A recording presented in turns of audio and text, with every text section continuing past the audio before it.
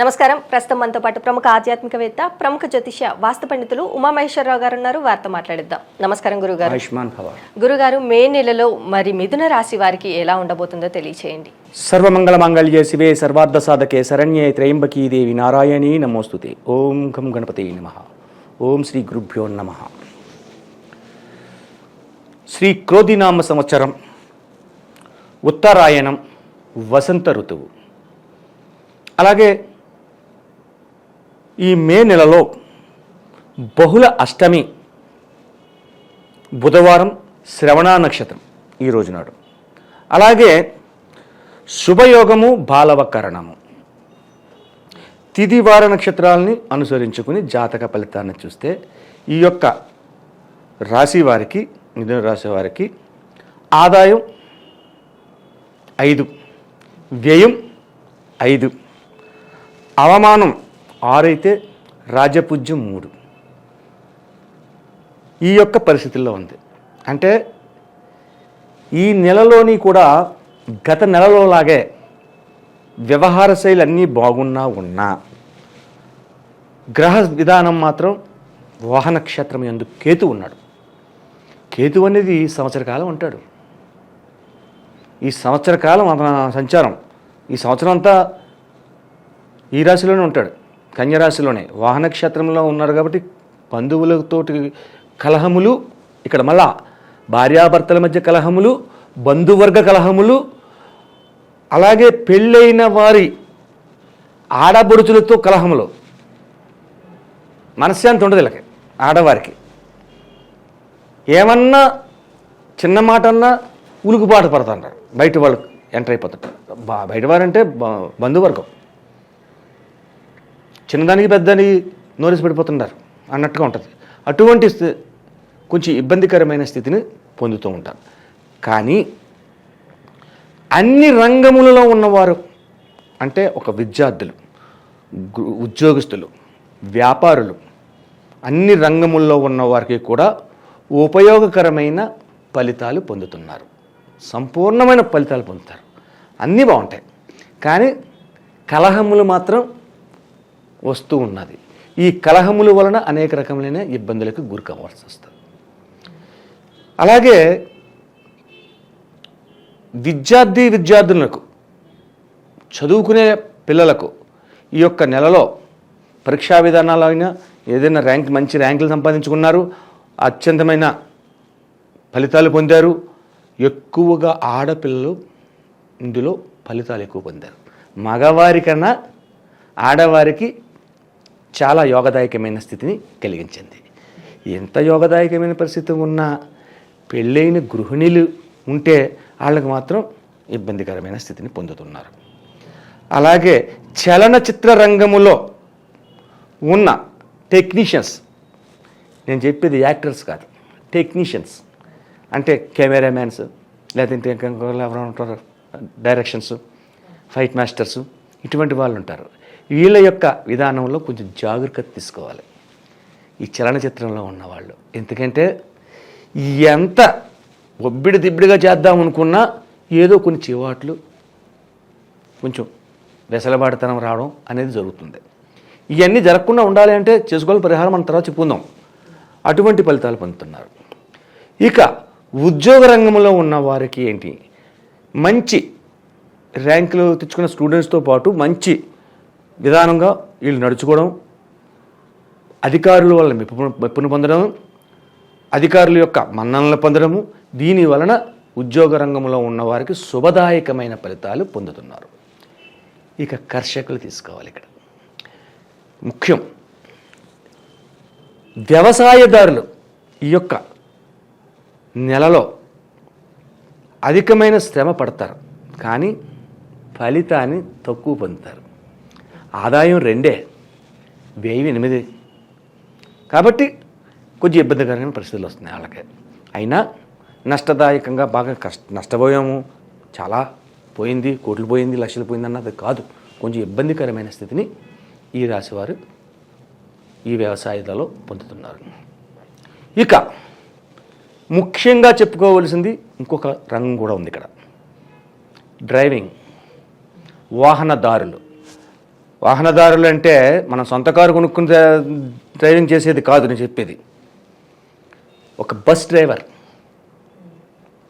ఒక auto driver, ఒక taxi driver, ఇటువంటి వారి గురించి మనం చెప్పుకోవాలి. ఈ యొక్క వారికి అధికమైన జాగరూకతను తీసుకోవాలి. ఎట్టి పరిస్థితుల్లో కూడా వాహనంలో కూర్చున్న వాళ్ళు ఓవర్టేక్ చేసేద్దాము, లేదంటే ముందుకు దూసుకుంటూ వెళ్ళిపోదాము అన్నది వద్దు. ఈ యొక్క నెలలో, మే నెలలోని యోగదాయకమైన స్థితి ఈ రాశి వారికి లేదు డ్రైవర్లకి.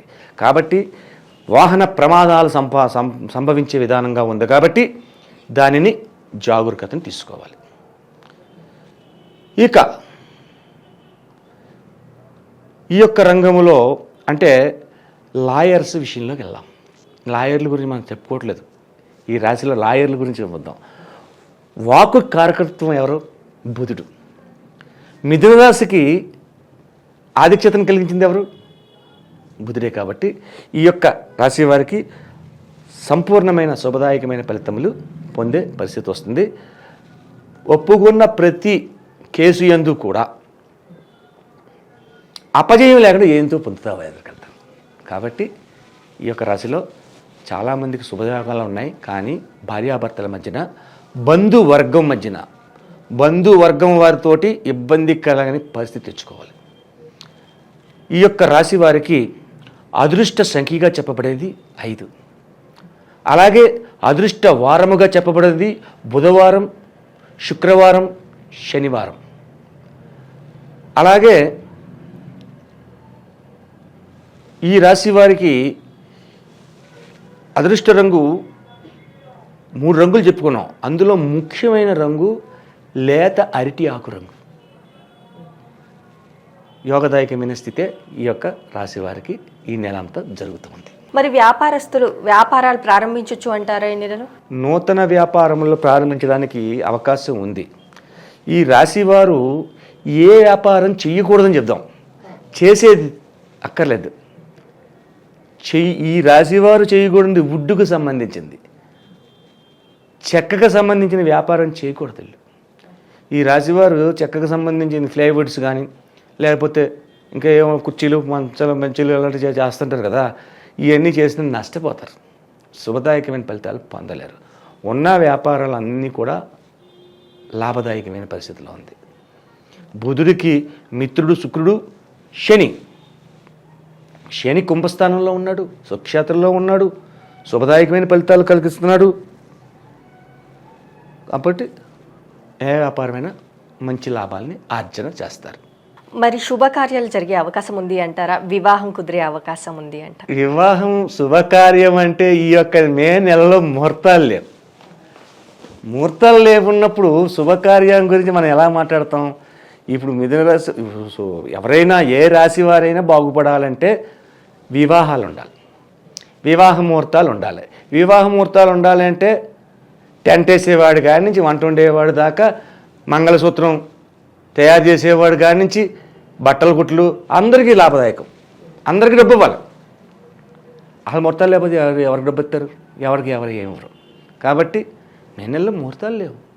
అందులోని గురుమూఢం ఉంది, శుక్రమూఢం ఉంది, అన్నీ మూడాలు వచ్చాయి. నవంబర్ నెల దాకా ముహూర్తాలు లేవు. అందుకని ముహూర్తాల గురించి ఇంకేం చెప్తాం? పెళ్లి సంబంధాల గురించి మాట్లాడుకోండి, అది మంచి జరుగుతుంది. సంబంధం గురించి మాట్లాడడం అంతే.